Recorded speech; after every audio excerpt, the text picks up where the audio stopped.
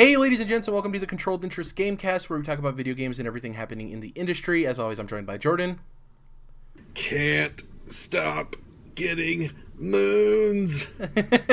I have an addiction. Yeah, I'm right there with you, man. I'm trying to find my dealer. Dom isn't joining us this week. Once again, he's currently away. He should be back next week, and we'll get his thoughts from what we've been playing, because we're going to just get right into it. Super Mario Odyssey. We've both been playing it, obviously. We're at different points. I'll talk about my experiences first, because it's the only game I've really played this week. I've dabbled in some other stuff, but nothing of note, like Destiny 2 and yada, yada, yada. But Super Mario Odyssey. First off, I want to let it be known, this is a game that I've been waiting for. It's the whole reason I bought the Switch. I've talked about that before on this podcast. It's literally the only reason I bought a Switch so early. Usually I'm not this early of an adopter. You sure you didn't go just for Pokken Tournament DX? No, I was thinking of those hot Neo Geo games that are on the Switch. Yeah, exactly. Super Mario Odyssey. I've beaten the campaign. I'm going to avoid all spoilers, obviously, because Jordan hasn't beat yet. But what I do want to say regarding the end game is that it definitely rewards you for finishing this game. And after you beat the game, there is enough there to want you to continue to get moons and explore these places. And I just think it's a very good hook of it unlocking stuff post-game. I'm trying to talk as best as I can without spoiling things. I guess I want to talk about what I loved about the game, which has nothing to do with... How many moons you got? Oh, yeah, I'm currently at 470. Damn! Yes. Motherfucker! Yeah, so I'm at the Beach Kingdom or whatever it's called, and I have 180, I think. Okay. I finished the game with 240, 220. Yeah. You can finish the game with very little moons. You can straight line it, but I doubt people are going to do that, because it's that thing where you're getting moons to get the minimum requirement to get stuff, and you're like, I want to explore this world a little bit more, and get stuff. So you've gotten over 200 moons since you beat the game. That's fucking crazy. Jesus. Yeah. I want to talk about the game for a bit. Not too long, because we have a lot of news, but basically what I want to talk about with it is I love what Nintendo built with this game. I love that it rewards exploration and skill-based gameplay. This is something, especially as you get to the later levels, and once you're replaying these levels after post-game, they reward you for trying new things. There's always coins or a moon or the kingdom-specific coins that are all purple, but they're different shapes. Right. This game rewards you for trying new things, and I love it. I love it so much. It is a very rewarding experience from every angle, I would say. Yeah, one of the biggest things for me is I was worried that when I beat this game, I don't know if I'd want to go back to these other kingdoms and explore, And the thing that I find so intriguing is that every kingdom, for the most part, and I don't want to say how many kingdoms there are, because that is another spoiler for Jordan that I want to kind of steer away from as well, but all of the kingdoms, for the most part, have like 3 different versions, or at least 3 or more. And it's basically the version in which you land on the kingdom as it is after you beat the Brutals, right? After you beat the Brutals. And then post-game, there's actually a 3rd version that unlocks, where it's like different enemies or different characters. I really think that's awesome, because it gives you 3 different experiences that you can enjoy. I think the most obvious as far as visual look is the Sand Kingdom, because it goes from day to night to day again, and I think that's really cool. There's a lot of other things that open up post-game. Like I said, we can go about that in depth after you have finished the game in Dom, because I don't want to spoil anything. But I do think there are some really cool kingdoms in here. One of the strongest things in this game, I think, is that each kingdom feels so unique in and of itself, that they have their own capture minions. They have their own other mechanics that you kind of learn outside of just capturing. And I just think they do a really good job of fleshing out those individual worlds, and kind of having that carrot on a stick in each world, where they give you outfits specific to that world that you want to get. They give you certain... one of my favorite parts of this game are the 2D aspects, the where you go into the pipe and you go back to 2D Mario. question, Jordan, have you hit the Metro Kingdom yet? Yeah, that's after.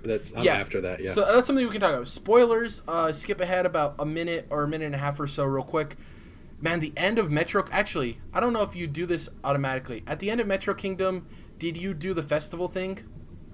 Yeah, you get a choice, I guess, and I mean, I don't know who would have said no to that. I definitely said yes, and it was fun little. It's basically a Donkey Kong reference because that was the first time Mario appeared, if I'm correct.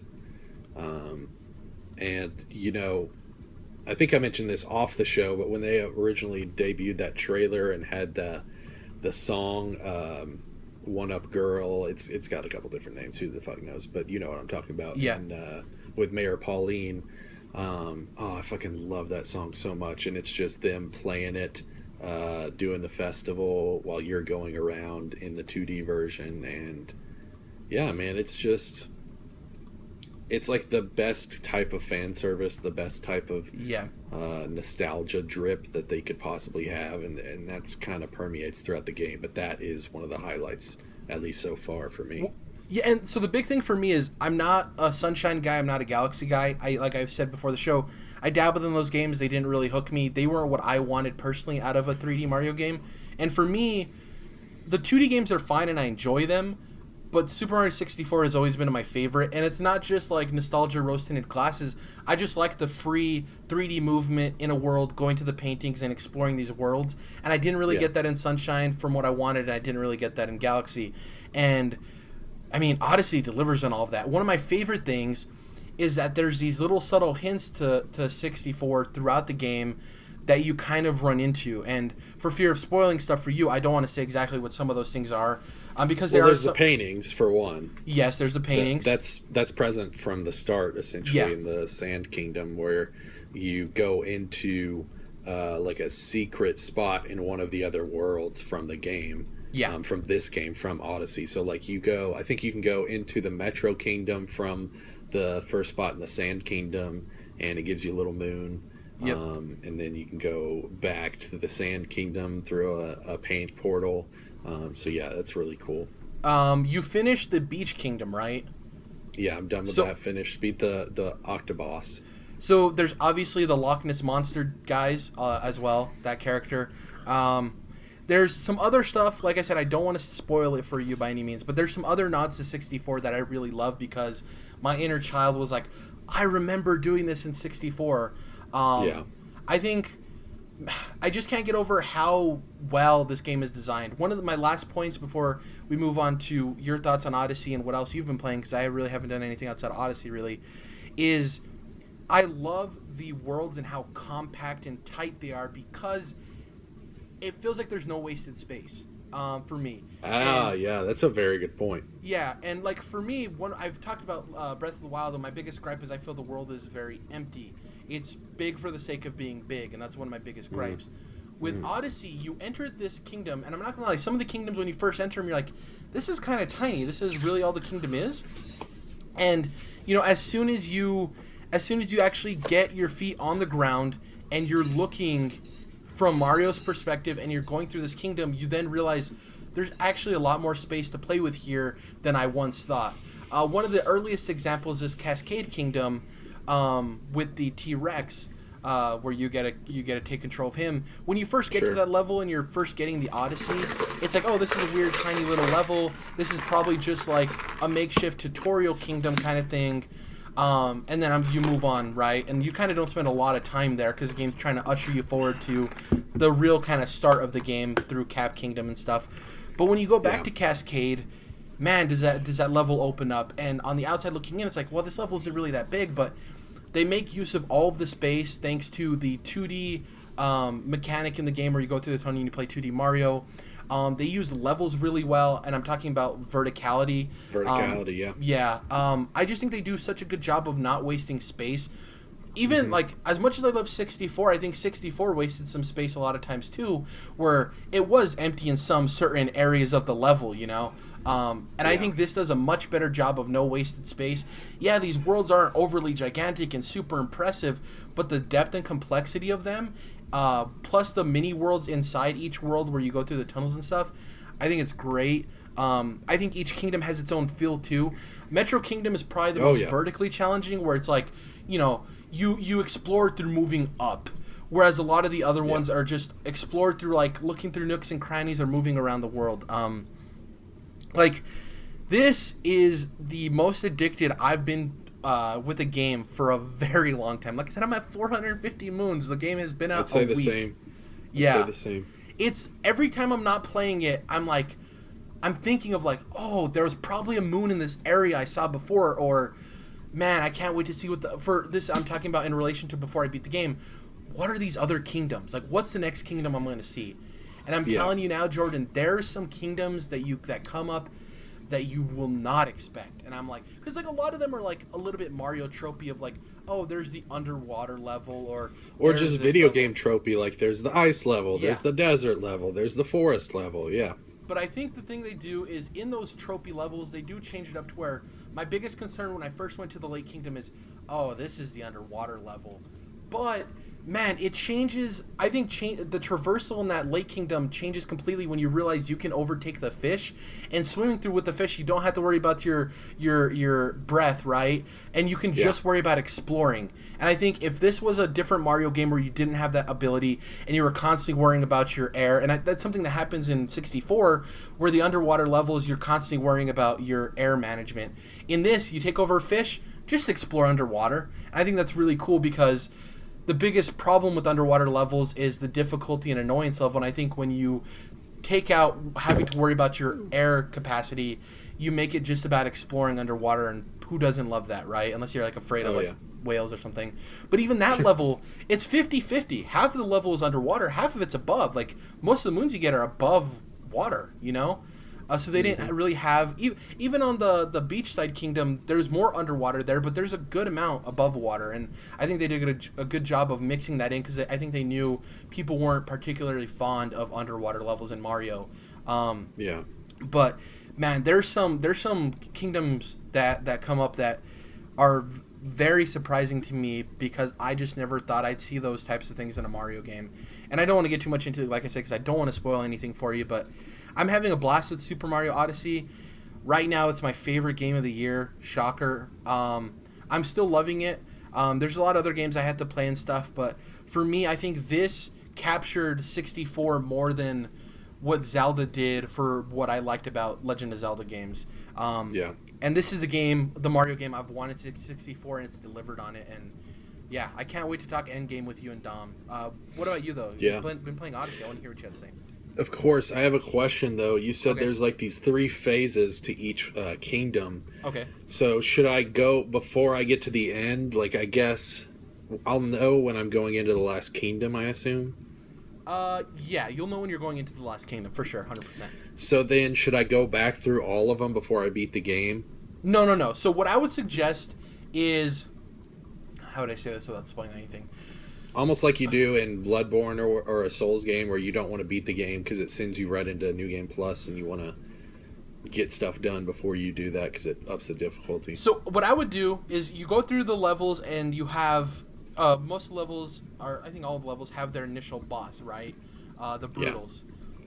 Not every kingdom. I think most of the kingdoms, now that I'm thinking about it, have a second boss or a second something, right? For lack of spoilers.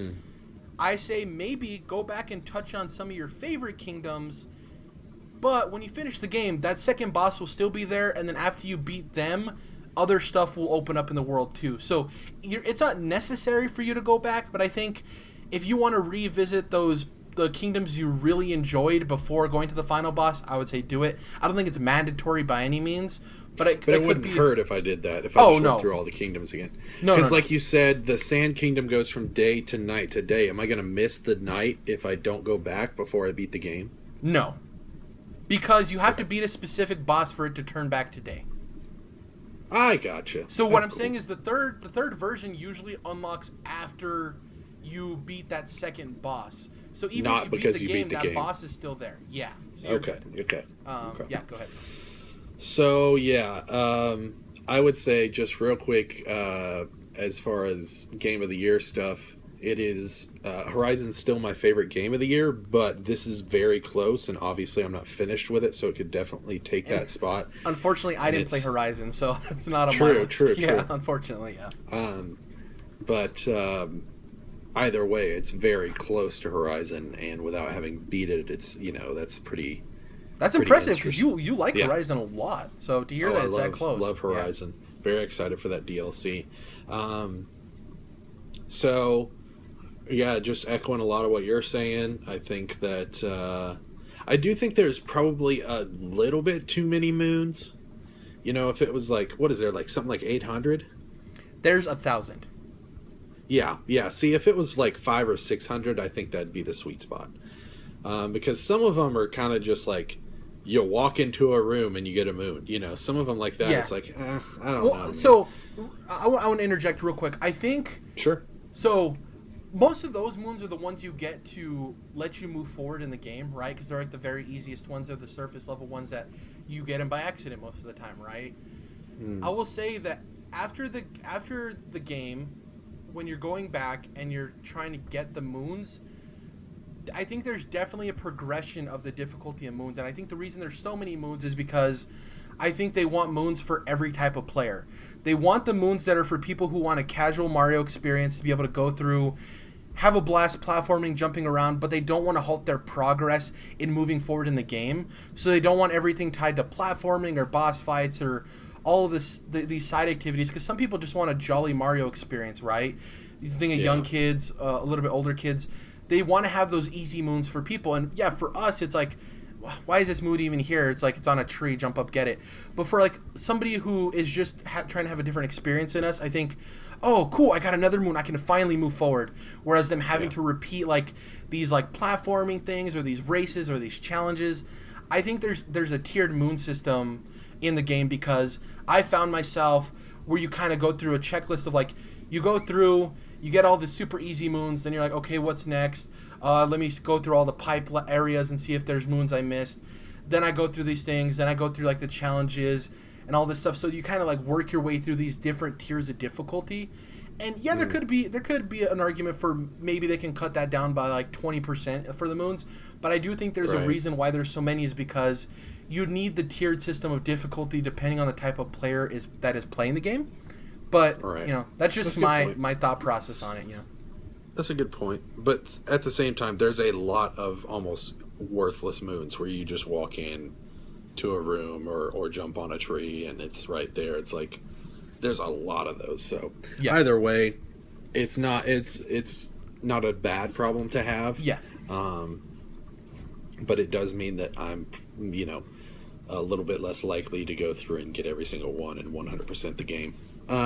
Regardless. Can I interject one more time real quick? Go ahead. They give you a reason to go after as many moons as possible after you beat the game. Okay, makes sense. And the reward might not be for you, so I'm not saying it's 100% you'll want to get the moons, but there is a carrot on the end of the stick that you might be interested in. I'll put it that way. Okay. Yeah. So I think I've enjoyed the Mario games throughout the years. I know some people have been a little bit put off by them, but I've enjoyed the variety and the fact that they weren't willing or allowing the series to get stale. I've enjoyed the fact that they have done like far out stuff where like Sunshine is about you cleaning up oil off an island and stuff like that, but it is good to be kind of like back in that pocket with Mario. It is good to have that kind of homey, cozy experience with it, and even though I think there might be just a few too many moons, I'm glad that there are a bunch, because even before I beat the game, there's so much incentive to do it, just because they're fun. A lot of the ones that are more like puzzle based are it's basically the same way I felt about Zelda's shrines, where the puzzles are never too far out of reach. You can figure them out for the most part on your own. Maybe here or there you might look up a walkthrough, but for the most part it's really just fun to kind of rack your brain and figure it out that way. And then the the beauty and the diversity of the kingdoms is great. Of course, the music's great. You know, you mentioned some of the bigger callbacks to the series, but I like even the smaller ones. Like, for example, when you die, then it goes, but it doesn't go into the song. It doesn't go, Yeah. you know, it just does the first part. And that's like, and so I'm playing that out, the rest of it out of my head, but it's a really cool, smaller nod. Can I say something about the music that happens endgame? And I don't think this is a spoiler. I want to tell you something about the music endgame.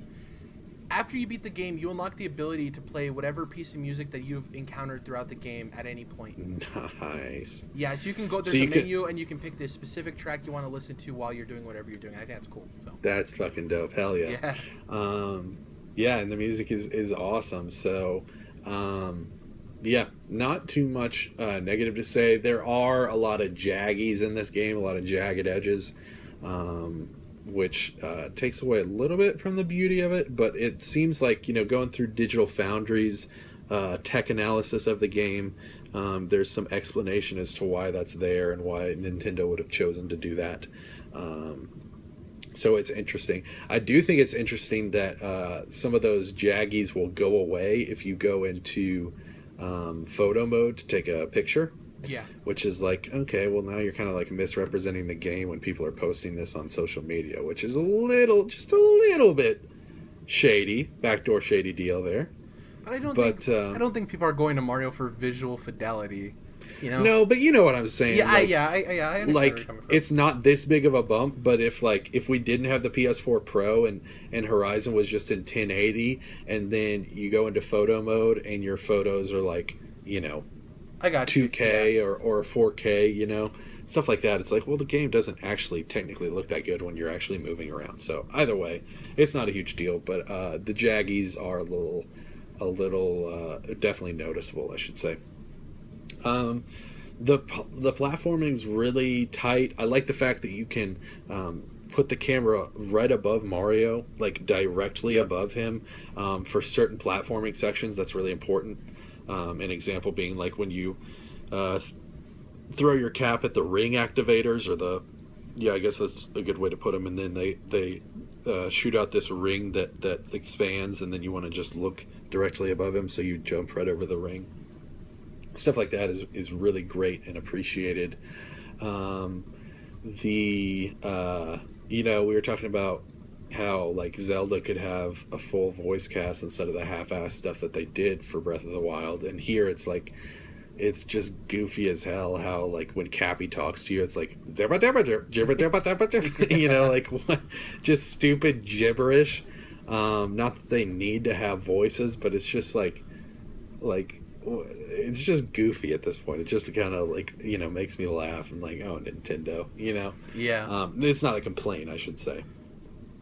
So yeah, just those are just kind of general thoughts about the game. I mean, I'm very positive on it, having a lot of fun.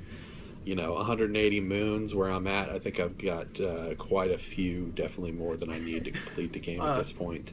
What did you think? The boss battles, that's something I should say real quick, is that I really enjoy the like almost puzzle aspects of the boss battles, and how you do have to think just a bit. You got to be just a little bit thoughtful there to kind of figure things out with the bosses, and they're so diverse. I think that when you're getting up to a boss, it really is exciting and fun, and none of them are. One thing is, they could be a little more difficult because they're bosses, but I think I've only had to retry any of the bosses once, one retry for all the bosses, and it's like, they could be a little more difficult than that, you know. But yeah, like I said, mostly super positive on the game, having a lot of fun with it, and you know, enjoying it in both handheld and docked mode, and can't wait to see what some of these secrets are that you're alluding to, and and some other people have. It sounds like they've got a lot of treats in store, you know, and I've already talked about some of the treats that I've experienced thus far. So, Jordan, it's just a fun, exciting game, man. And I guess that's the biggest takeaway right now I have for it, is that it is such a fun game. There's so many games that just forget to be fun, and not every game needs to be fun. I'm not saying that at all. There's certain games where that shouldn't be. I mean, every game should have an aspect of fun to it, you know, in a sense. or enjoyability, I guess you could say. But certain games you don't need to like nail being fun all the time. But that is what Mario does. Is Mario Odyssey is pretty fucking fun basically all the time, and I just love that part, that I'm just constantly having a ball, and that is really awesome, you know.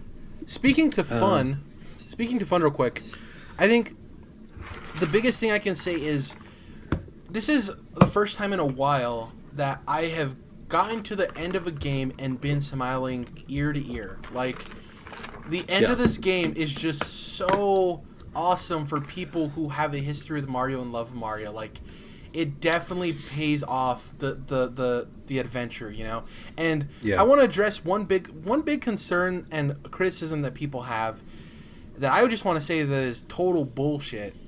Is people are spouting off this nonsense that, well, you know, the real problem with Odyssey is that there's these moves that with Cappy that you have to, you know, use the motion controls and take off your Joy-Cons off the side of your off the side of your Switch, and, you know, it makes it so it takes me out of the game.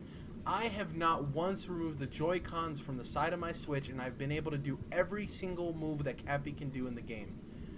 Really? Every single move. I gotta disagree with that. I'm actually agreeing with most of the people on the internet there, because I've tried in handheld mode just shaking my Switch to do the move, and it won't work. I can't. Well, I can't get it to activate. Yeah. You know. Well, maybe it's just a personal experience, but from like me, I've been able to do every single move in the game, no questions asked, with my Joy-Cons. I've only played this in handheld mode. I haven't played it in docked mode at all. I've only played it in handheld mode. Yeah, haven't had any issues. So when you do the thing where you throw Cappy and then it's almost like it goes in the direction of like a number 7 where you throw him out this way and then it arcs to the left or to the right. Yeah, you can do that. Or the one where you make him spin in a circle around you. All that stuff works for you without having to 100%. mess around with it too hard. 100%. Also, there's a hidden move that people don't do that is very helpful, and they teach you in the game, but I forgot about it. If you throw if you jump, throw Cappy, and then hit left trigger, whatever the shit they call it on Nintendo ZL or whatever. If you hit left trigger and Y again while you're in the air, you'll leap forward and hop onto Cappy and then onto a platform. It's very helpful. They teach you about it in the game, but for some reason I forgot about it, and it's very helpful in a lot of the races post game. I like that, and also you can just do the thing where you're holding down the Y button to keep him floating and spinning, and then just run into him and he'll shoot you up. So we've talked about Odyssey. Obviously, we're going to have a lot more to talk about when Dom gets here and our post-game analysis. Post-game? It's weird. It sounds like a football thing. Our post-game analysis coming up in 5. But what else did you play before we hop into the news? Anything else? Yeah, I will get to that. I do want to say one thing, though. The fact that it has an option in Mario Odyssey to turn off motion controls, and it still forces you to use motion controls in certain situations, is fucking dumb.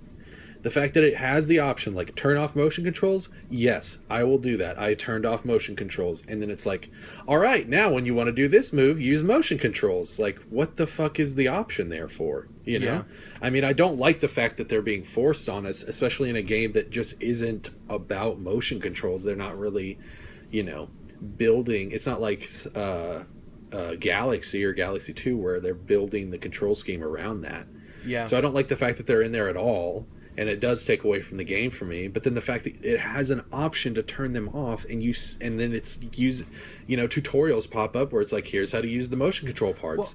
What the fuck are you talking about? Maybe that's the thing too, is that I never owned a Wii or a Wii U. No one owned a Wii U.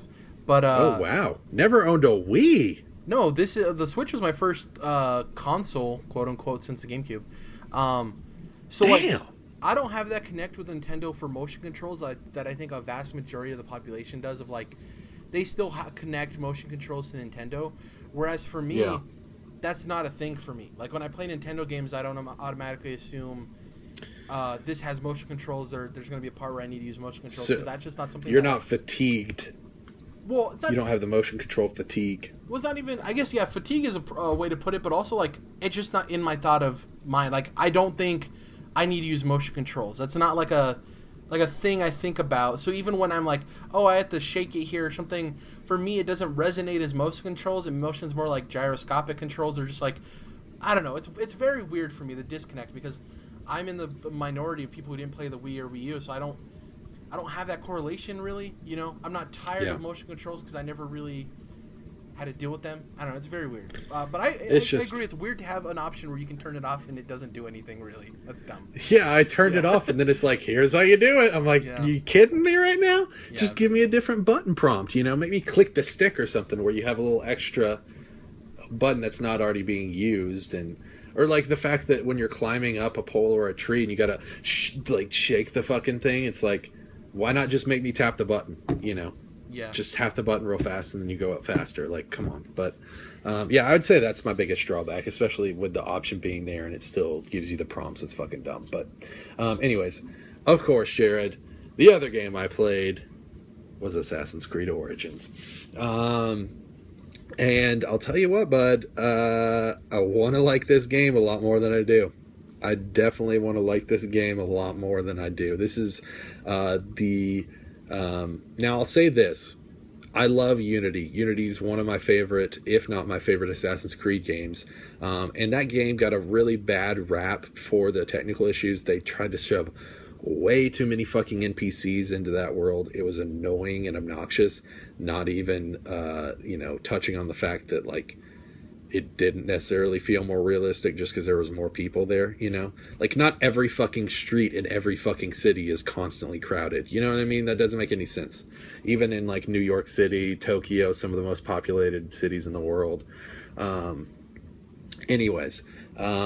played Unity after they had already had 2 patches, I think. And I've actually had more technical issues in both Syndicate, which I played at launch, and now Origins, which I've played at launch. So I get why people are so down on Unity, but it really sucks because I've heard a lot of people go back to that game after most of the patches were out and be like, this is actually a great game. And people have treated Unity like it's just a bad game. It's not a bad game. It just has a lot of bad technical problems, you know.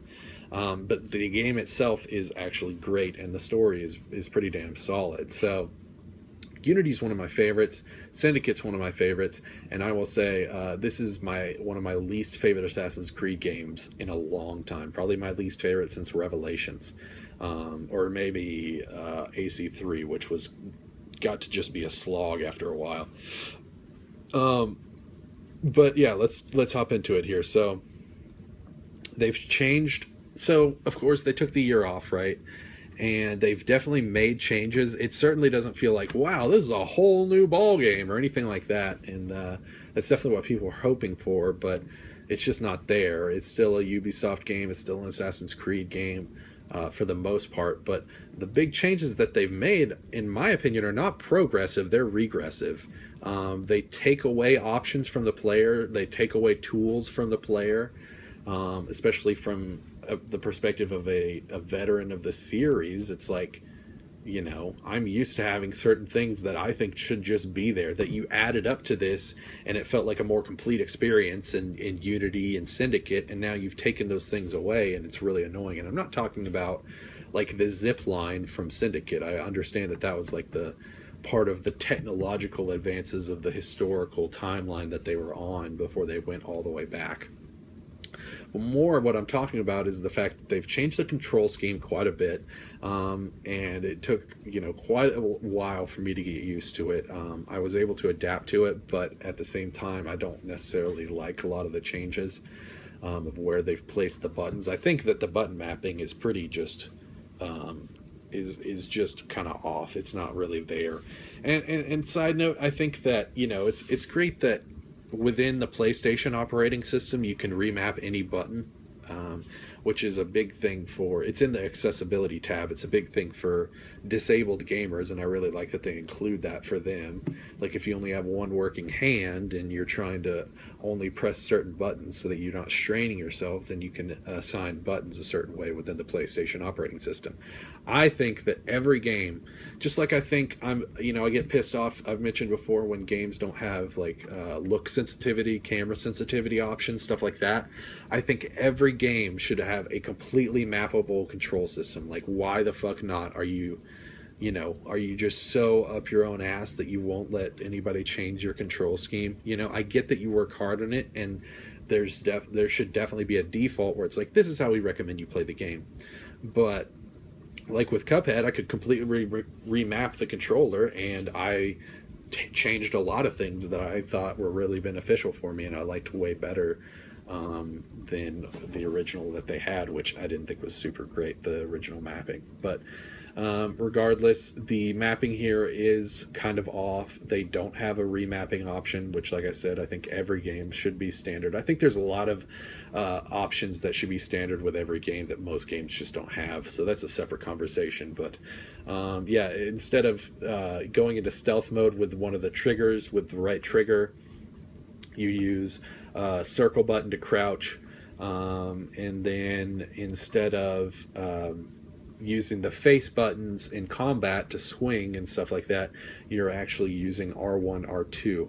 Now, I'll say this, with the combat, they've taken a lot from the Souls and Bloodborne games, and they've tried to mimic that. However, those games are so intricate in their combat systems, specifically talking about Bloodborne, because that's really the only Souls game that I have a deep experience with. So talking about Bloodborne, the combat system in that game is so intricate, and the reason that they were able to pull it off, From Software was able to pull it off, is because of the fact that they have such prowess in that aspect of game development, in the combat aspects of their game development, right? So the fact that some random Ubisoft studio, I'm not exactly sure which, if you could look that up, that'd actually be great, Jared. Yeah. Which Ubisoft studio made this game, because we know there's like hundreds at this point.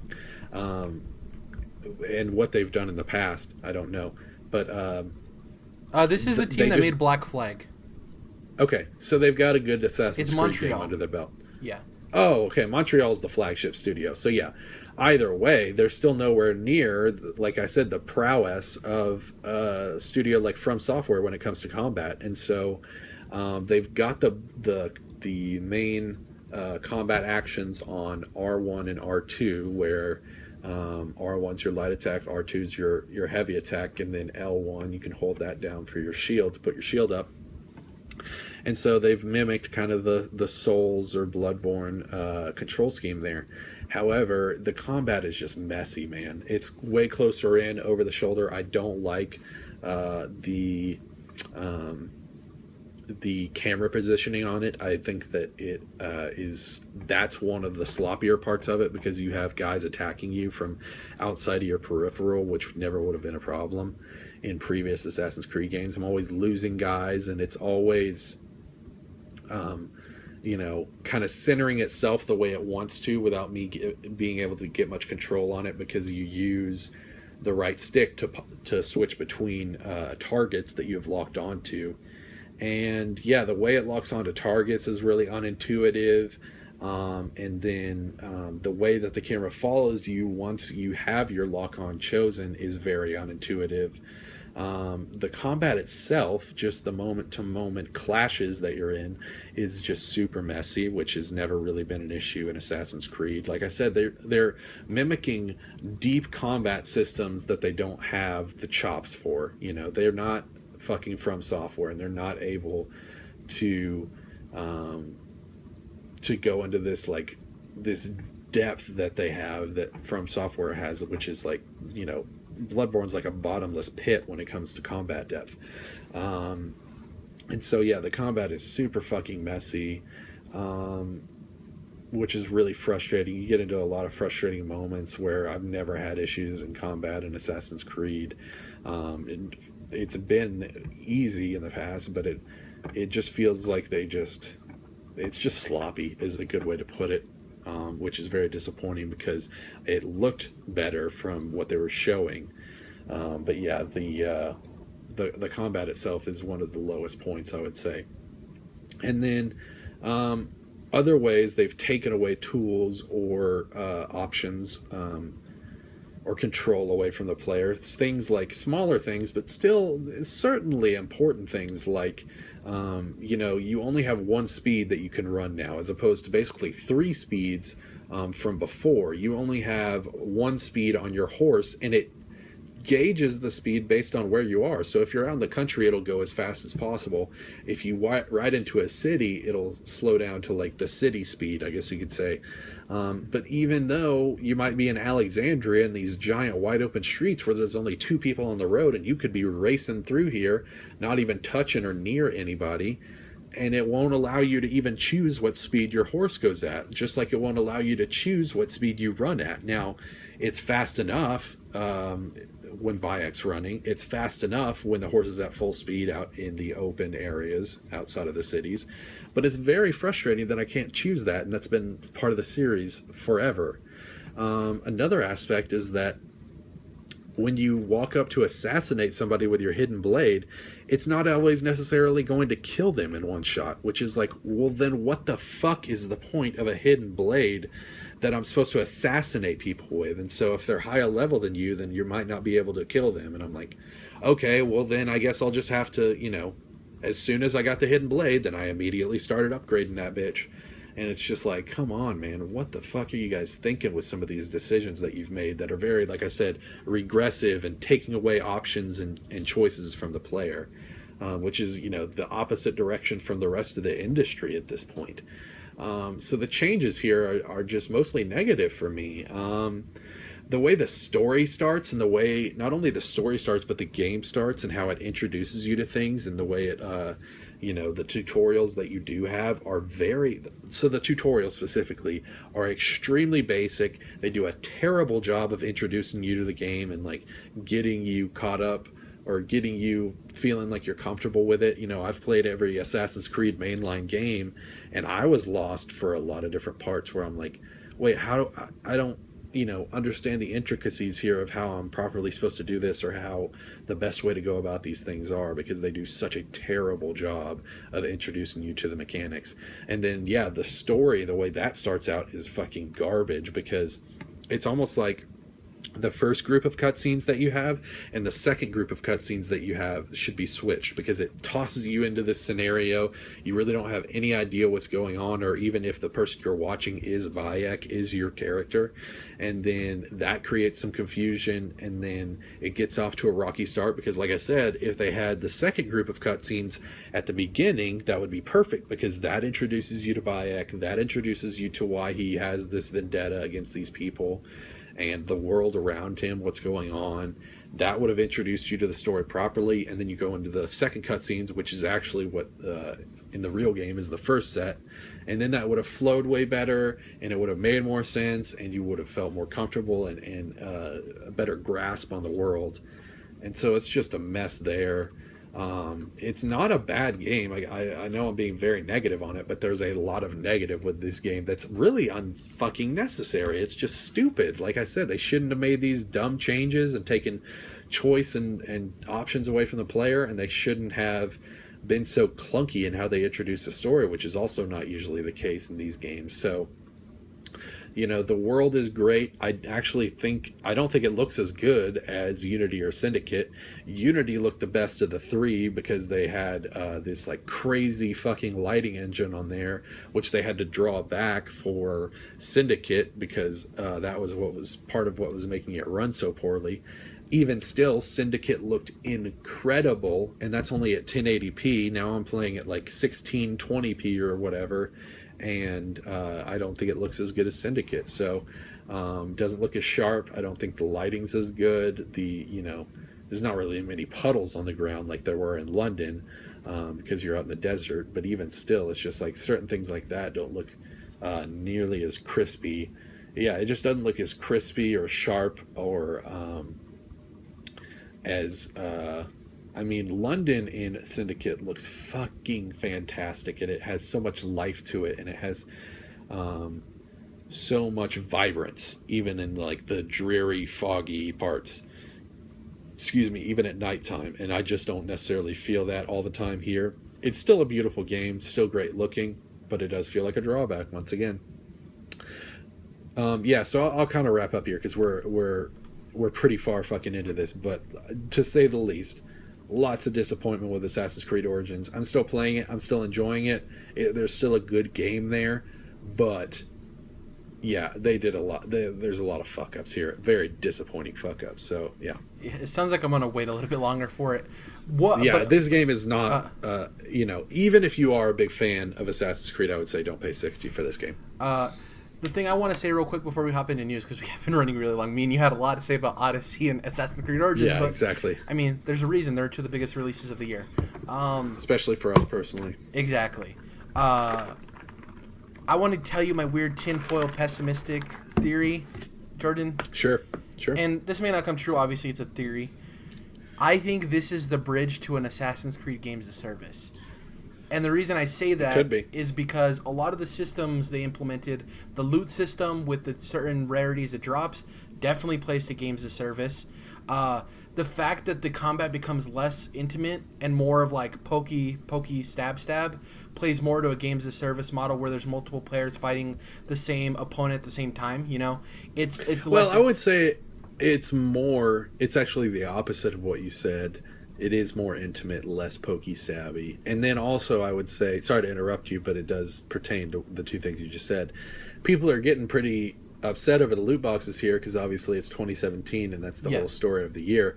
But Assassin's Creed has had loot boxes for a minute. Oh, yeah. Unity in 2014 had loot boxes, and they're not that different from 2014, and they're completely non-invasive. They're like time savers and stuff like that, which, like I said when we talked about loot boxes, I don't think that's an excuse, but it's not as big as people are making it. They're just hopping on because, and I'm not saying you're doing this, but people are hopping on because of the fact that loot boxes are such a big deal right now. And it has nothing to pertain to loot boxes. I'm talking about specifically the loot in the game, the rarity system that they've set up in this game that's different than other Assassin's Creeds where there's legendary drops and stuff like that. That plays more to a Games as a Service, not necessarily loot boxes. And then my other thing is, I guess I worded it incorrectly with the stabby and pokey and intimate. What I'm saying is I think the new combat system plays better to multiple people fighting the same enemy as opposed to the old system. I just word vomited and said it correctly. Yeah. And they've experimented with multiplayer in the Assassin's Creed games before, not like an MMO type or a Destiny type, but it's not unheard of. I will say I'm totally cool with like the legendary drops and stuff. It makes it a little more interesting and it makes it a little more RPG-esque, but people are also getting on that. We're like, wow, Assassin's Creed's kind of an RPG now. It's like an action RPG. And once again, like Unity was like that. Even 3 had aspects of that, and even before that, there were aspects of that. So that's my thing is that I've actually wanted from Assassin's Creed, that they've always flirted with the RPG mechanics, but they've never just made an Assassin's Creed RPG, which is like, they're long enough, they have the breadth, they have all the stuff kind of like ready to go to just turn it into an RPG, and people are clearly into that for single player games. So like, yeah, why not just make it like a Horizon Zero Dawn or something like that? Just turn it into an RPG. Just go full bore with that stuff, and I think it would be more enjoyable. But they always just flirt, and it's more action RPG than straight up RPG, and that's no different here, and I wish they had just gone full bore. Yeah. Speaking of Games as a Service, so we're going to be hopping into the news. First bit of news. It has been reported that less than half of Destiny 2 sales are physical. More than half of Destiny 2 sales are digital. Hey, we're living in a digital world. That's where it's going. Yep. That's where it's going. Very surprising because that's one of the best-selling games of the year. Second up, real quick, we don't have to touch on this too long. I'm excited. PlayerUnknown's Battlegrounds finally got a release date for Xbox One. It's coming out on December 12th for $30. I'm excited. Right now, this is my only definitive purchase right now. I'm trying to decide what's the next game I want to buy, whether that's Wolfenstein 2, Evil Within 2, AC Origins was up there, but it's definitely not up there anymore. Wait for sale. And Mario plus Rabbids Kingdom Battle, which I'm kind of on the fence for that, not because it's not a great game, but because I might get Mario'd out, and I might want to save that for later next year. Not later next year, but early next year. You know, it's a great game to put in your pocket. You kind of wait on. I will say I'm waiting for Wolfenstein on Switch, and I need to play the first Evil Within, so that's where I'm at with it. Completely understandable. Also, I might end up just picking up the first Evil Within 2. There will probably be a sale for Black Friday, I assume. We're going to be hopping into the meat of the episode, which we don't have a whole lot of time to discuss it. I mean, we have a decent amount of time, but... Can we talk about Housemarque real quick? Yeah, that was a news story we were originally going to have that I was going to cut. Sorry. it's fine. Housemarque ended up putting up a post on their website basically titled "Arcade is Dead," and they talk about how it's the end of the era for them, that they didn't make the return on the games that they've published, and it's just not a viable business for them anymore. Obviously, You're a huge Housemarque fan, so you can give your thoughts before we move forward.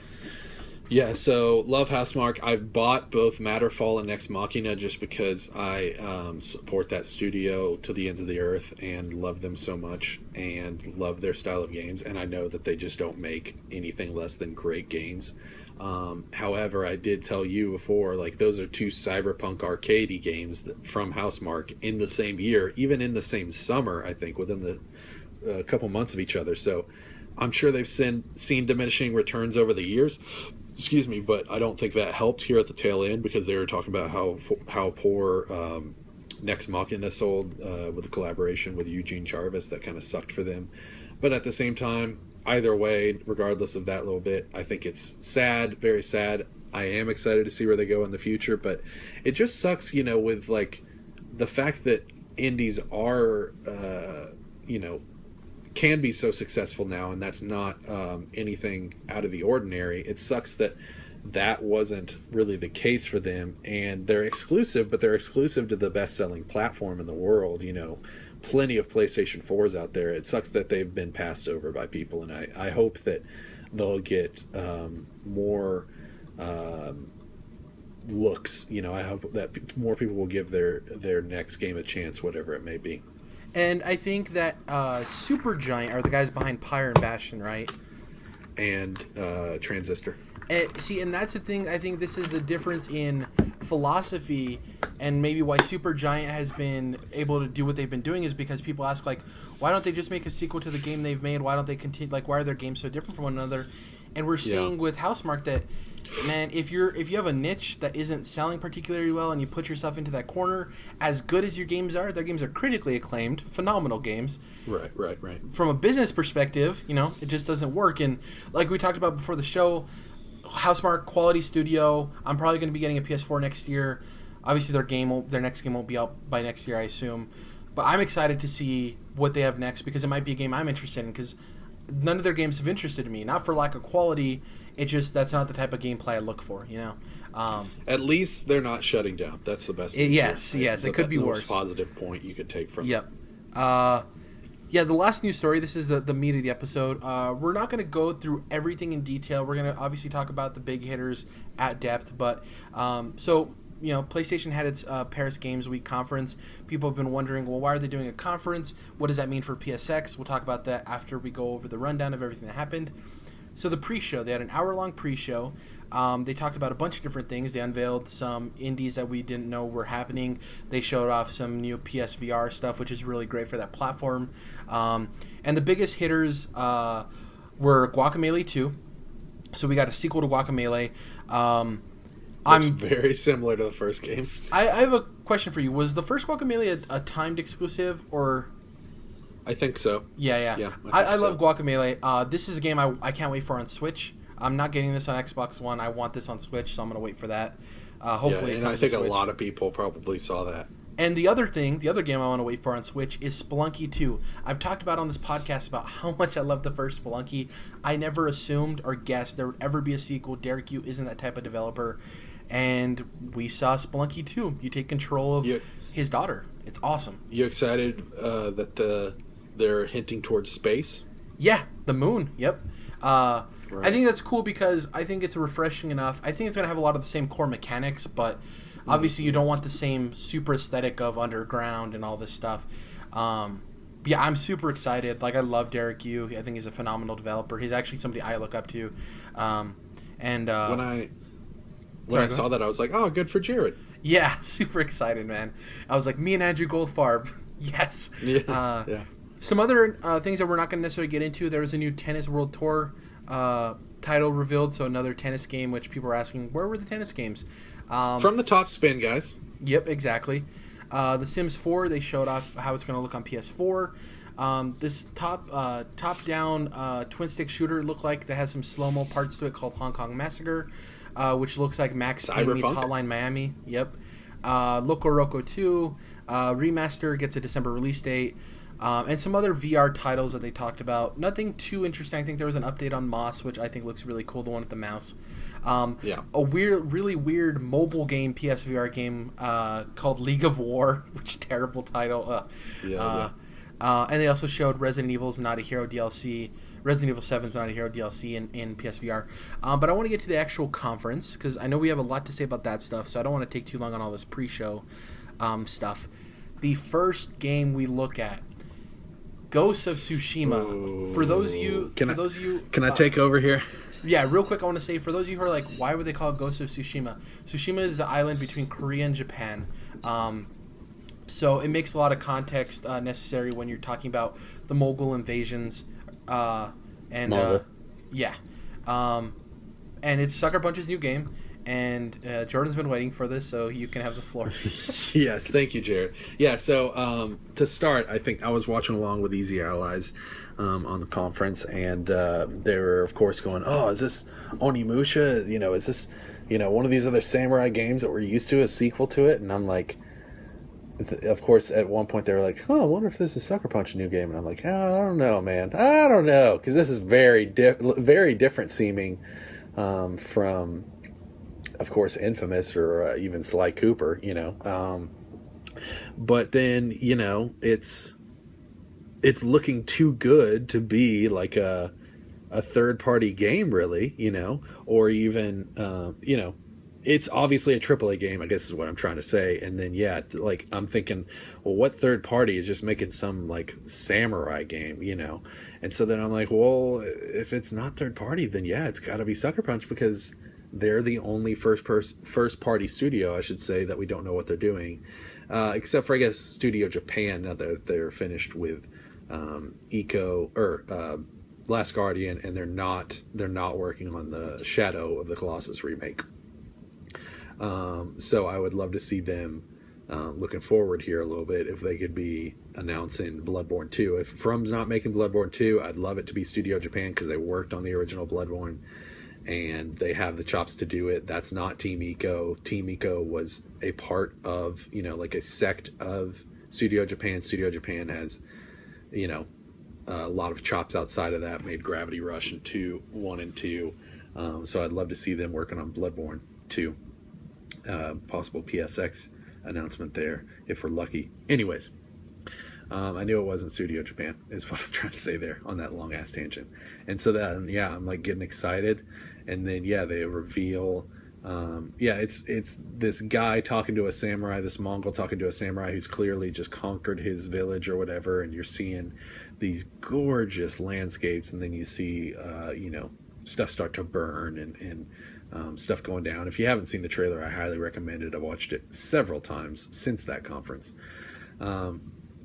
Great trailer. So they reveal the name Ghost of Tsushima, which is an awesome title, and I think it's great because it's not just like something super simple like Ghost or Samurai Ghost or something. And I know that there's going to be tons of American people that are like, down on the game just because they don't want to have to pronounce Tsushima, but either way, I think it's fucking dope. So you guys need to like get over that and just learn how to pronounce Japanese words correctly, I guess. But they do the title reveal, and then bam, they hit you with that Sucker Punch logo. And of course, I freaked the fuck out because, I was so pissed when their game was not revealed at E3, and they, 55-minute, 52-minute conference, whatever. They totally had time, and they weren't doing anything too special in that conference. So I personally believe like you should have put that there, and then maybe taken away some of the other stuff, because we really just saw a lot of repeated stuff. Not repeated stuff, but we just saw very similar known looking quantities. Trailers. Yeah, for games that we already knew were there, like God of War or Detroit, stuff like that. You should have taken that stuff out of there, and I think put Ghost of Tsushima in E3, and then you wouldn't feel like it was a repeat on some of these other things that were at E3 for their Paris Games Week parts.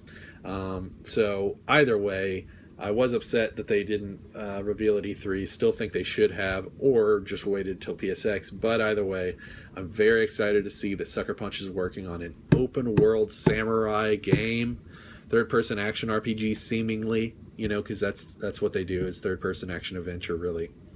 Of course, this is one of my favorite studios, if not my favorite. I've talked about that a lot on the show, so I have the utmost trust in them. It'd be cool if they were making the Spider-Man game, and I think they could totally rock that shit. But I also think that Insomniac can totally rock that shit. And so to see them going so far away from Infamous or from the Sly Cooper series, even though I wouldn't mind another Infamous game, I do think it's time for them to move away from there. And then hopefully we'll get another Infamous game in several years. I don't think that series is dead by any stretch of the imagination, even though it's not the best seller. But I think this is fucking awesome. Like, if you were going to tell me, hey, Sucker Punch, you're going to get a reveal for their game coming up, it's not going to be Infamous, but yeah, that's what's up, I would be like, okay, cool, but is it just going to be, a third-person shooter? Is it just going to be, some type of game that we kind of see a lot of? And it's like, nah, man, you're not even going to know what's going to hit you here. It totally came out of left field, and I'm so excited to see that they're doing something. Samurai's, of course, Neo is a fucking awesome samurai game, even though you're playing as like an Irishman, I think, in that game. Yeah. The Tom Cruise treatment. Well, no, it has historical context, because it is about a real guy who went over and learned the way of the samurai in he was, I think, from Ireland. So it has historical context there. It's not like they were just like, well, yeah, we're a Japanese studio and we could make a game all about Japanese people, but white people need to be in this game. It wasn't like that. So either way, Neo, great samurai game, but it is hard as fucking nuts, and it is an open world, and it is more of a Souls-like game. Well, it's not an open world, right? Because there's sections you have to replay. I wouldn't consider that. No, I said world. It isn't. Oh, sorry, I misheard you. Yeah, apologies. Yeah, it is an open world at all. It's just like a Souls game where you kind of have these like branching paths. You can choose where to go. I think it's even less. It's more like Odyssey, really, because it's like these sections you load up. Yeah, you load up, you choose on a map. Yeah, it is. Odyssey's a good way to put it. So this is going to be very different than that, and it's not going to be, kicking you in the teeth every 2 seconds, which I actually think Neo is harder than Bloodborne. But yeah, man, super excited about this game. Obviously, we didn't get a whole lot. There's a little dev diary that you can watch on YouTube. Still not a whole lot from there as far as what the game's going to be. We could be a year plus away from gameplay, because we're a year out of the Last of Us 2 reveal and we still haven't had gameplay, which is fine. But either way, I'm so fucking pumped, and of course I have the utmost respect, and I think they're gonna nail it. I don't have any doubts with Sucker Punch, so I'm fucking on fire with this shit. Well, Sucker Punch has been working on this longer than we assume they've been working on Last of Us Part 2, right? That Naughty Dog has been working on Last of Us Part 2? It's tough. It's tough because Sucker Punch is a one-team studio and Naughty Dog's a two-team studio. Okay. So I think they were working on Last of Us 2 during the process of Uncharted 4 and Uncharted Lost Legacy, but now they're everybody's working on Last of Us 2 with a Naughty Dog. Neil Druckmann said that in the dev diary of his game. So the thing I want to say about Ghost of Tsushima is that it's another game for me that's teetering the needle for me eventually wanting to get a PS4. Spider-Man's obviously done that, and we're going to talk about that in a little bit. For me, I think it's really cool. It's very interesting. It's very unique. I'm happy it's not Onimusha or any of those older games, because I know people have nostalgia for that stuff, but like I could care less. If this was we don't necessarily need that. Yeah, and that wouldn't have done anything for me personally. I would have been like, oh, this is a cool looking game, not into Onimusha. Because I already know what to expect there. This is really cool. It would turn more people away than it would bring people in. I think the name's fine for me. I have no issues with it, considering how weird Horizon Zero Dawn sounded until we found out that was a fantastic game, and now it's nothing to us. I do think that this is a February 2019 game. I think this is going to be their Horizon Zero Dawn for 2019. Take that slot for them. I think that's where... I really think that's where they're going to be looking to put a lot of their major first-party exclusives, is that like... that beginning of the year, February, March time frame. It seems like that's what Sony wants to do. I'm hoping that Last of Us 2 is like fall 2019, because looking at next year, even like if Spider-Man gets delayed out of 2018, it's still fucking stacked. And I don't know how they're going to fit all those games in there, especially talking about all these games that we showed at E3 are going to be the first half of 2018. Yeah. Like, Jesus Christ. And it's going to be interesting to see if a lot of these, I still don't think all of the games are going to hit next year that they're saying that are. I just don't see that happening. Right. But we could have an interesting discussion of what happens, and this is just a maybe, what happens if all of these exclusives come out next year for PlayStation and it hurts them because they have so many exclusives, people only have so much disposable income that some of those games don't sell as well and they hurt because of that, you know? Right. Like, I'm probably going to get all of them. I'm definitely going to get all of them. Who knows why? But that's not everybody. Everybody doesn't have that much disposable income, you know? That's not even most PS4 players, you know? So it's like, they could be hurting themselves for sure, especially if they're all front-loaded, like kind of like what they did this year, you know? Spread that shit out. And give me some goddamn summer games. Exactly. For real. Like, it's weird that we're looking at fall now and the only first party is Odyssey, really, if I'm thinking about it. I mean, Cuphead, right, but that isn't really, that's not a AAA experience. But, like... Yeah, GT Sport. Yeah, but those are, like, racing games. That's, like, niche, you know, for me personally. I think those are, like, super niche. It's niche, but it's the best-selling PlayStation series. I'm talking about for, like, us. The context of us. We're not getting GT for Sport. Us, yeah, but I'm just saying that's going to sell a shit ton. Oh, yeah. And obviously Forza 7 is going to sell a crap ton too, but like it's weird that like everything's becoming front loaded and it's opposite of what we remember as kids growing up. Yeah, I don't want to go too long on that. What I want to go let's go through the rest of this list and then we can talk about PSX a little bit afterwards. So they showed off this game that I think the price point is going to be the biggest factor in whether or not this game sells a decent amount. Concrete Genie. I think it looks interesting. I think it looks artful. I think it looks like a fun time.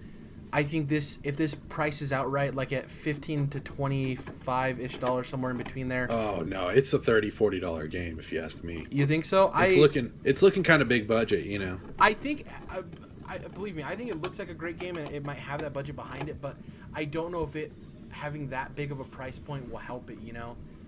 It just wasn't really interesting me, and I love graffiti, I love art and shit like that, and I was just kind of like, I think that's a cool PS Plus game for me. I think that'd be a cool game that like you see on PS Plus, and you're like, download it, have a blast. As far as trying to put it out there and sell it for $40, I don't think it'll do very well, but it looks like a cool idea. Something very interesting. Also, is weird that he dressed up as the lead from Infamous, kind of with the orange beanie. And like he does look like Delson. Yeah, very weird. They had a VR segment, which is really cool that they dedicated some time to VR because we've been asking, are they gonna support VR? And they had a lot of interesting stuff there. I wouldn't say a lot of those games look like the go-to piece of software, but it's nice that they're showing support for it nonetheless. Definitely no deal breakers for me as far as wanting to get a PSVR after that. So. Yeah. Really quick, we had this really interesting PlayLink game that's a live action called Erica that looks a little. Sorry, go ahead. I was just gonna say these PlayLink games really interest me, especially Hidden Agenda coming from the Until Dawn studio, Supermassive. But I'm like, I think it's Supermassive, right? I think so. Yeah. But I'm like, are these? It seems like they're multiplayer only because of the fact that you're, hiding your agenda from the other people that you're playing with on your phones. Like, come on, just let me enjoy it single player if I want to, because I like those, like, basically big budget Telltale type games, Yeah. For me, I can't do the live action stuff. It's really corny to me, and that's just a personal thing. Oh, I agree. Yeah. Yeah, but for me, I gotta say, when I realized Erica was live action, I was like, yeah, even if it was single player, probably a no for me. Yeah, it's nuts. It's a very hard thing for me to like get past. Even though it's high quality footage, it still feels like that old FMV stuff. Yeah, it doesn't really make sense. Weird. Next up, before we get into the heavy hitters, because we are going long on time, the third-party part where they talked about, guess what's exclusive to our platform, which is weird because half of the games they didn't even really talk about what was PlayStation-centric about it. Yeah. So we had Bungie show off the first footage of Curse of Osiris, which is the first piece of DLC coming out December 5th. Focuses on the Warlock Osiris, who's, this guy who basically was a chaotic, I would say a chaotic force within the Guardians, and he went off and did his own thing, and he was experimenting. We don't know if he's an enemy or a friend. Looks like the next raid and the expansion is going to take place on Mercury, and it's going to be Vex focused, which I think is interesting. I loved the ending shot where it showed you in that doorway, and then it zoomed out to kind of give you an idea of how big that space is. It obviously... they're going to have exclusive content. I didn't really see anything first glance that I didn't hear anything either. It's like exclusive strike on PlayStation. Didn't hear anything like that. Obviously, we know something's going to be exclusive, but they didn't make that relevant, which is weird. Next up, we had the Monster Hunter World trailer, where at the end you found out that Aloy is going to be a playable character in the game. And awesome stuff. I was already sold on that game. Yeah, I think that's really cool too. They made that evident, and it's like, oh yeah, Monster Hunter Cross Horizon Zero Dawn, awesome. Which also plays into the fact that they're here to stay with Horizon Zero Dawn, which is great. Then they showed off Onrush, which is this new adrenaline fueled racing game. That game didn't really do much for me, but then again, that game also didn't show what was special about it being for PlayStation. Really weird. They showed the exclusive time DLC for Call of Duty World War II, which there's a lot of weird stuff coming out considering they didn't release review copies. They invited people to a press event, and a lot of the press didn't go to that review event, so a lot of the reviews for that game are going to be a little late. Also, the fact that the player hub area is on Normandy, and you see loot boxes pop up there on Normandy. Oh, Jesus Christ. Very bad. Anyways, yeah, so we saw that. I want to get to the meat of this. I think the least important out of all of these, or I shouldn't say least important, but I want to go through these in order of how much we're probably going to talk about them. First up, we saw a look at Shadow of the Colossus remake. Looks cool. It's visually... Looking good, yeah. Visually, it looks great. There's some issues people are having, worried that they didn't change the control scheme, because apparently the controls on the first version of it weren't great. Some people love it because it's like... fucking weird. You need to keep the controls. But other people are reporting that there's actually two different control schemes in it. There's classic and then the new one. So apparently if you want the classic control... Just let me map them, Jared. Just let me map them. Yep, exactly. Anything you want to say about Shadow of the Colossus real quick, or can we keep going? Well, they did this weird thing where they kept on saying early 2018, 2018 at the end of these trailers, and that's kind of pissing people off, which I get, because people used to be pissed off about how Sony always delayed their games. So it's like, make up your mind about what you want to complain about, people.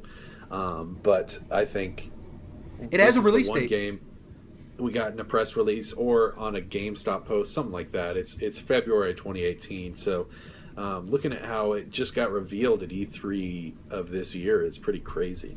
Yeah, it's February 6th specifically, okay. And it got revealed in the YouTube trailer description on the video. Okay. Next up, we have Detroit Become Human. We got a look at Kara, who was the tech demo a long time ago. It was the third playable character. We were waiting to see her in gameplay. We've seen her before in cinematic stuff. A really intense scene where you're dealing with her being the maid for this abusive father who's having trouble dealing with his wife leaving him and his daughter. And it kind of plays out as you would expect, showing you the different options and the different outcomes in the situation. It makes it clear that she's been reset before, and it seems like he probably beat the shit out of her and broke her down, so they had to go repair her, and she's coming back and doesn't remember the little girl or whatever. I think the interesting thing here is that I really feel, and this could change when the game comes out, that you're going to have three different dynamics in this game. You're going to have the detective character, and forgive me for not remembering their specific names. You have the cop character, who I think is dealing with the android versus human dichotomy and that relationship between those two. You have the rebellious guy who sorry, once again I forgot his character's name. He's kind of dealing with where do they go from here, and I think Kara's dealing with the immediate circumstances that androids have to deal with, where they're emotionally to the level of humans, or it seems like they're getting there, but they're still being treated as if they're nothing but a product. And I think those three different levels of android versus human interaction is going to be really refreshing. Some people had issues with the portrayal of domestic violence, and people said that David Cage was writing it just to, puff his chest, or I don't know, some hit job. Something to complain about, Jared. Yeah, I thought it was great. It was very intense. It kept me engaged. Yeah. I thought it was very well done. I think the one thing you have to do with this game is sell people on the fact that your choices matter and that some crazy stuff happened in this game. It's not. I love Telltale, but it's still like that cartoony feel. Whereas this definitely hits you in like the, God, this is horrible. I want to help this girl. Yeah. I really want a release date on this game too. We got spring 2018, I believe, if I'm correct. I believe. And I just want a release date. This is kind of my theme for the whole thing is I want actual release dates. I know we've complained that their games get delayed, but you're touting that all of these games that you've shown that have dates at E3 are coming out in the first 6 months, and yet we don't have a release date yet. If they do this again where they show another little bit of these games and don't give the release date at PSX, then I'm like, fucking come on. But right now I'm just like, why didn't they just in the trailer? Like, why did they have to say early 2018 again? It doesn't. Exactly. You don't need to have that. Just in the trailer. Exactly. Next up, we had the God of War trailer, which I don't think did anything much. More footage of God of War. Interesting dialogue between the kid and Kratos. Nothing. Introduced the Soul Eater, but it was like, yep, here's God of War again. There was some filler in this conference for sure. Exactly. And the last two trailers I want to get to before we close out. The first one, Insomniac's Spider-Man trailer. We saw a look at Peter Parker. We saw a look at Mary Jane. We got some glimpses at Shocker. We found out that Miles Morales is more than just an onlooker to Spider-Man stuff. He actually knows Peter Parker, which is really interesting. We saw a section where it was actually confirmed in an interview after the conference that section where it looked like you were playing as Mary Jane walking around behind the luggage, you are playing as her, which is super cool. Sure. Yeah, for me, I think nothing you probably haven't heard before in another podcast. I like the design of Peter Parker and Mary Jane. I just think some of the textures were a little weird. Like, especially on Kingpin when he's walking into like the back of the van, I thought there was some weird stuff there. But like, I'm super positive though on the trailer. I think we didn't need to be sold anymore on the Spider-Man aspect of this game because we saw that demo. We needed to be sold on the story aspect of this and getting to know who Peter and this Mary Jane. We even saw Aunt May too for a glimpse. I did notice that Mary Jane was pretty toned down. Like, usually she's a fucking fox. She's like a bombshell type chick, and she's just like a normal pretty girl in this one. I think that's just. I think the political environment we're in plays more to the story that Insomniac's trying to tell. Where the last thing they want is for people to be another argument or complaining of like. Right, but that's what I'm saying is that I could tell that they were kind of like, yeah, let's just make her pretty. Let's not like have people bitching about us for some other stupid reason. Yeah. People are complaining that they want to see more villains. I'm fine with, we've seen Mr. Negative, we saw a glimpse of Shocker, we've seen Kingpin, and we saw Osborn. I'm good, yeah. Yeah, I'm good. Keep some of that hidden. Exactly. I know there's going to be more villains. People are like, oh, it's all QTEs and there's not going to be that many villains. It's an open world game. Insomniac knows how to do this stuff. Just don't worry about that stuff. I think people are just, worried because it's Spider-Man. I love the trailer. Like I said, my only gripes are some of the texture stuff, but I like the design of Peter Parker. I like the back and forth between him and Aunt May of like, hey, do you need money? He's like, nah, I'm just a little behind on the rent, and he walks in and like his light bill wasn't paid, so his lights are off, and then it shows his room. I really hope you get to go into Peter's room and just like, an open world game, just like look at stuff, and see the level of detail they put in. But I'm already sold on Spider-Man. This nudged it even more. What about you? Absolutely. I echo that. Yeah.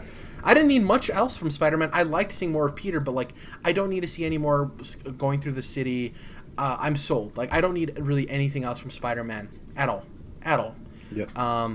The last trailer I want to get to, and this is the most, I wouldn't say divisive as far as somehow, Jared. Yeah, exactly. The Last of Us Part 2, which the one thing I want to say is an interesting problem Sony has is that when this trailer started, people didn't know if this was Days Gone or Last of Us 2. Well, I mean, when you look at the character models about 4 seconds in, you're like, clearly this is Last of Us and not Days Gone. But I think it's an interesting idea. And plus, where is that game? Anyways, I love this trailer. I think it was great. I think we talked about this before the show. I think thematically it showed what Last of Us Part 2 is, the world of Last of Us in general is. This isn't cookie cutter, take 3 seasons for something to happen Walking Dead style, which I like Walking Dead, but that's just a criticism I have of the show. But like, this is what would happen in real life if a zombie apocalypse happened, right? And this is a type of stuff that would happen. Like, this is a cult. They're dealing with non-believers. How do they deal with that? I want to give props to the modeler for the main female in this trailer, because she was yacked, like jacked, bro. Yeah, fucking shredded. Exactly, which I think is awesome. Some people complain that like you don't need to make butch females or yada. All these people have all these issues, and just shut up. Jesus. For me, I'm like, that's cool because that's a type of character you don't normally see. My biggest gripe with females in video games isn't like, oh, you dress them in scantily clad clothing, which is an issue sometimes. It hasn't been, I think, for the last couple of years. For me, it's like, I want to see more powerful women. Not just what they're saying, but like, women who have a presence. And this lady had a presence, man. She was... Sure. Yeah. Just a little side note there, Jared, when not necessarily scantily clad, but when you hear people complain like, oh, you got this girl in a video game, she's so skinny and she's got big boobs, I'm like, hey, there's girls in the real world that are skinny and have big boobs, by the way. Like, that's, yeah, that's a thing. My biggest so just fucking get over it. My biggest gripe is like when they have women have armor that doesn't cover anything. I'm like, well, if this is supposed to be armor... or armor that would clearly be like stabbing them in the breasts, like just ripping them open. Like, okay, come on. I love this trailer. There have been a ton of... we're not going to have the conversation, but people have had the argument about violence. I don't want to touch on that. I just want to talk about that this is a great tone piece. I don't want to see any more of Last of Us 2 until we get to see gameplay. I'm not saying I want to see gameplay at PSX. I'm saying the next time I want to see Last of Us Part 2, I want it to be gameplay.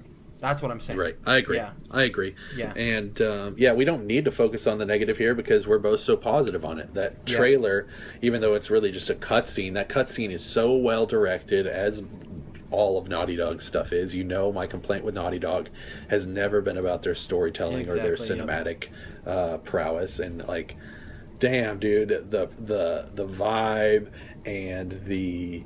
Like I said, the direction, the voice acting, of course, the sound design was incredible, the atmosphere, and I really appreciated the high stakes and some of the fucked up stuff happening, because you bring up Walking Dead, people talk about, wonder if Walking Dead would be better on HBO, and I think it would be much better on HBO. Aside from some of the other major problems I have with the show, it might actually have a budget. Well, not just the budget. I think they have a solid budget. But the biggest thing, because they've got a fucking CG tiger on the show at this point. But anyways, in the comic, there's stuff going on that's like way more fucked up and it's way more consistent. And in the show, it's like, yeah, there'll be some fucked up stuff here and there, but they go way, way lighter, and that kind of betrays the world that they're in. Yeah. Even though I think they went too far on Glenn's death, I felt like they've really lingered on that, and it did get kind of torture porn area. But either way, that's not how the show usually is. And yeah, in these sorts of situations, like The Road, like The Last of Us, like the Walking Dead comic, the world gets super fucked up super fast. And so I enjoy the fact that they're willing to go there, and they're like, this is the world. They're not trying to they're not going for shock value, which is the negative that people have had for seemingly a lot of them. They're just presenting the world as it is, and I very much appreciate that, aside from everything else, how great that trailer was, and then the reveal that it's The Last of Us in The Last of Us world at the end, which if you didn't know by then, you're kind of just a dummy. But the fact that they're like, they're coming, and then all of a sudden, right before the last frame of the trailer, you just get a couple frames of these clickers running out of the woods, and it's just so well done. Such great atmosphere, and I love that trailer. Once again, I've watched that multiple times since the show. My personal trailer of the year so far. I loved it. I absolutely loved it. And it's really not a trailer. Yeah, it's exactly. A cutscene, It's like a tone piece, really. Like, I don't know. It's right, exactly. It's fantastic. Very artful. Really quick before we hop into what we're going to be playing and stuff, I just want to get a brief thing from both of us, because it was going to be a topic, but like we talked about 2 games that we were really excited to give our opinions on. Sure. PSX. There's rumors Patrick Klepp has stated that PSX isn't going to be what it was last year. Paris Games Week kind of took a lot of the air out of the balloon for that. They skipped last year. Paris Games Week 2015 was pretty big, and then they skipped last year, which made PSX bigger. So it makes sense, He's basically saying for people to temper their expectations. For me, all I want out of PSX and what I expect, I'm not expecting game reveals or anything. I just want a couple of release dates. I don't need release dates for everything. I just want a couple of release dates. That's all I'm asking for. You have all these games that are supposed to be coming out in the first 6 months. Give us some release dates. Come on. Yeah, it's time. It's time, and especially if they're once again showing these games, I think they'll get back to Days Gone, which you were wondering where it was. I think it was good for them to take off that game to take off. Actually, I think it needed a break, and it just doesn't seem like it's an incredible game like most of Sony's first party stuff, because I don't think Ben's necessarily an incredibly talented studio like the other first parties are, and so.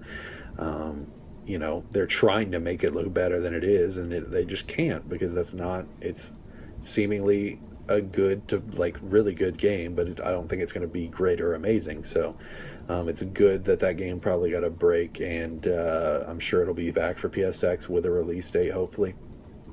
Same for these other games. If you're going to keep showing them now, you got to have a release date at the end. And then, man, PSX, buddy, Bloodborne motherfucking 2, Studio Japan or From Software, I don't care, just give it to me. It's time, because at that point it will be nearly 3 years. It came out at the beginning of 2015, so the beginning of 2018 will be 3 years after the release of the game. The DLC, the one DLC pack came out, Old Hunters, was end of 2015, so 2 years now since the DLC was released.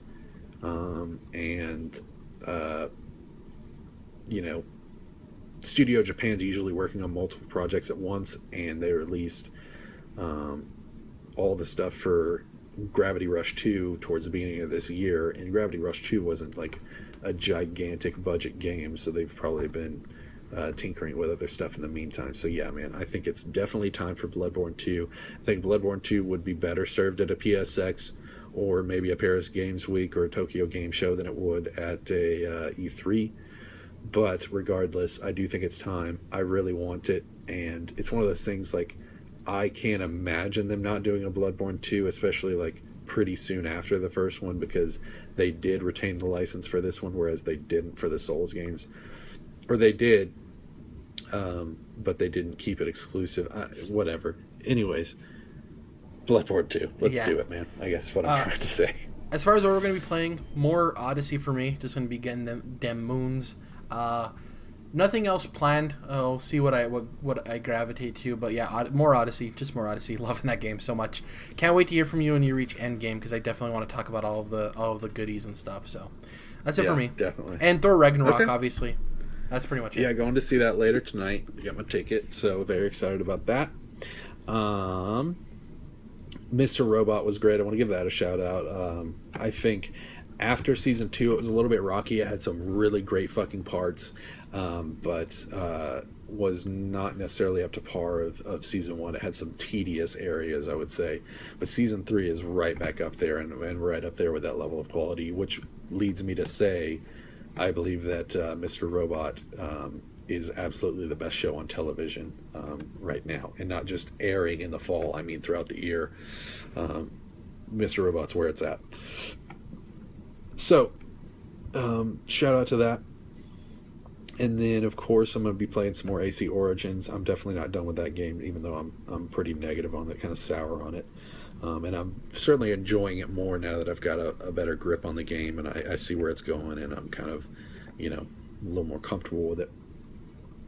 And then big old shout out. I know I've talked a lot about the lineage of this studio. This is the third Need for Speed Ghost game coming out, Need for Speed Payback. Of course, those are former Burnout devs, former Criterion developers that spun off into Ghost, who basically make very Burnout type Need for Speed games at this point, since unfortunately Burnout has been kind of snuffed out. Also, we'll get to how poorly EA has managed some of their shit when Dom comes back, because we're going to talk about Visceral.